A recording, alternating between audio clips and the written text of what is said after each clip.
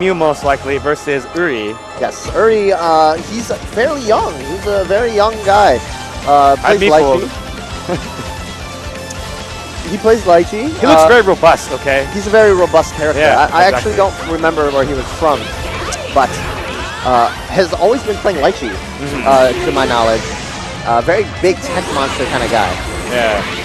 And up against this TectalEastside, who plays Mew, still adapting to a lot of new changes, but definitely is able to do a lot of what Mew is capable of. Yes.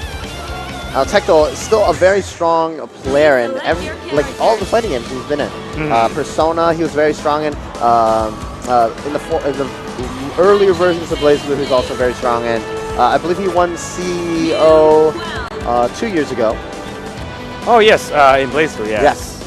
And that was a very stacked tournament. Yeah, absolutely. He's done a great job for himself with a lot of these character choices as well. So with like Mew and Lychee in this version, so Mew has changed a lot in terms of risk reward. Yes. Like back in the old days, she would terrorize the entire cast by just doing 5C the whole time. And if you got tagged by a counter hit, that was 3,000 to 4,000 damage.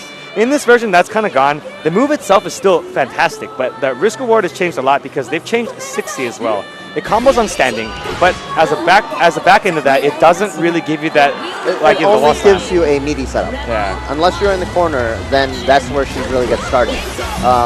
The one weird thing, if you've come from earlier versions of BlazBlue also, is Moo doesn't have that many. It seems like her hit stop is very, very low. Yeah.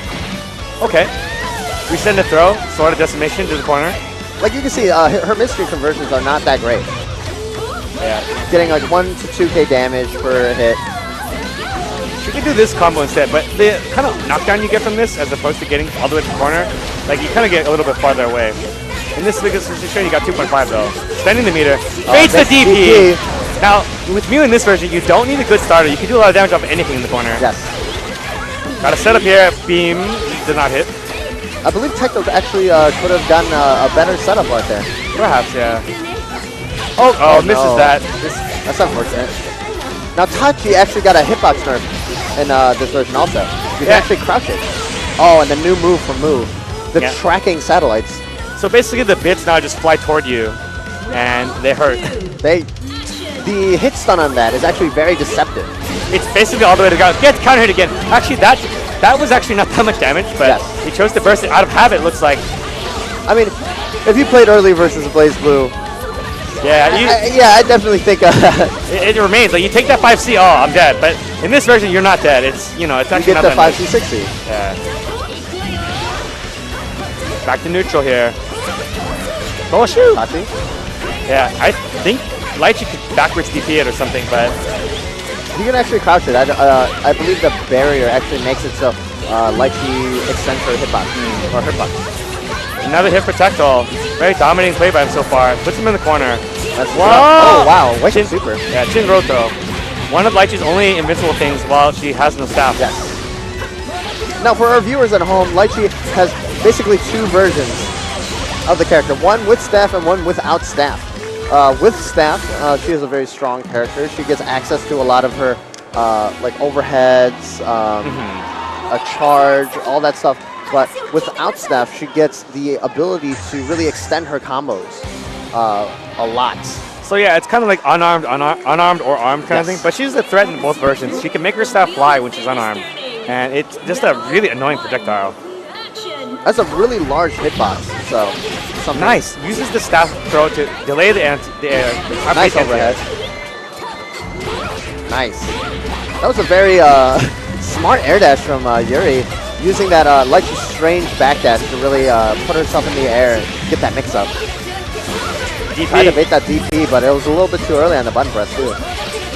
Good block on the overhead, and that follow-up is not safe. Tectal punishing. Okay. Wow. Just, I guess he ended up on the side he didn't expect it to, but he's in the corner. Overdrive.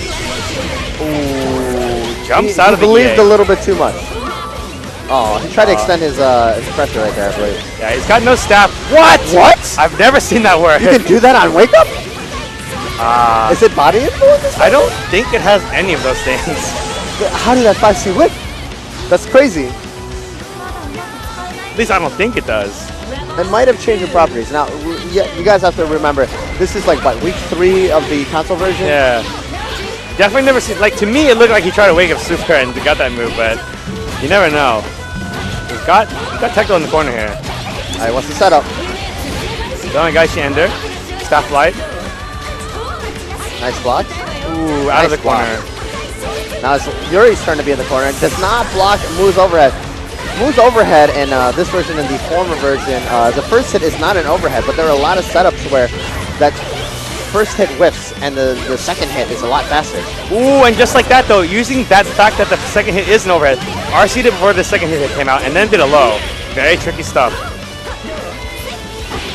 That throws the staff. Ooh. Ah! The staff. Yeah, kind of messed with the combo there. Uri with another. Oh no, once again. Probably not comfortable against doing that combo yet. Tectal wants this round and he gets it.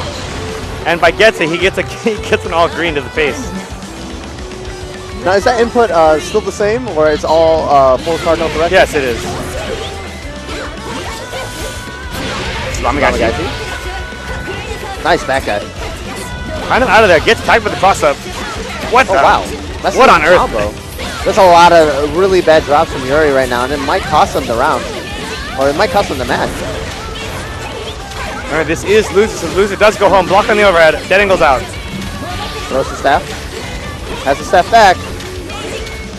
Ooh, wow. Punishes that. Little disrespect there. And Once again, RCing before the overhead hits. It hits with a low.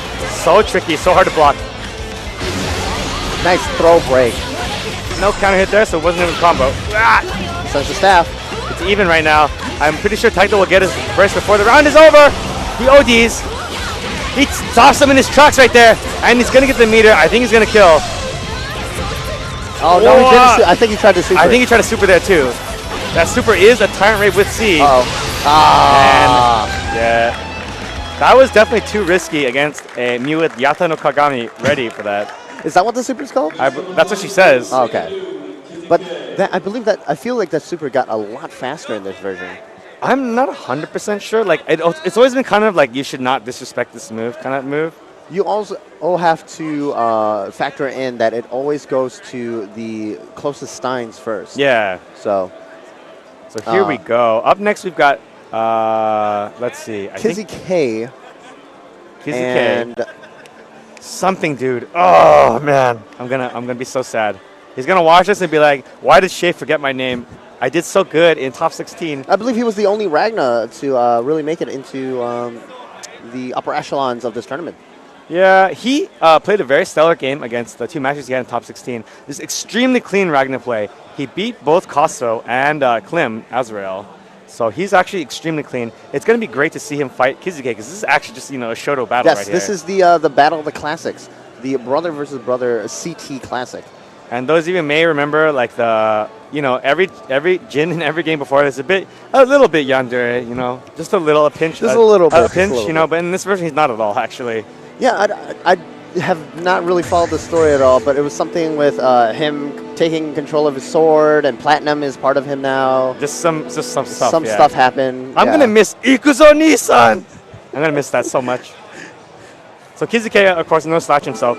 Probably one of the only players who has played against both Breaker Day and DS Move 12. Probably the only player who could probably really upset them based off of matchup knowledge. Yes, and Kizuke is probably one of the most solid players in anime fundamentals. Absolutely.